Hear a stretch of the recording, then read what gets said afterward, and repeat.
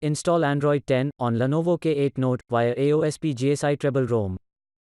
Please check the description for important notes and all the download links. First download ROM and GApps packages, then transfer the downloaded files to the phone storage, link is in the description below. Step 2. Boot your device into TWRP recovery. Once in TWRP, click on Wipe, Advanced Wipe, and select the check boxes, as shown in the image, excluding internal storage. Step 4. Swipe the button to wipe the device.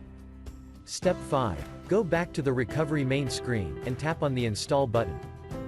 Step 6. Navigate to the storage, and select the GSI ROM file.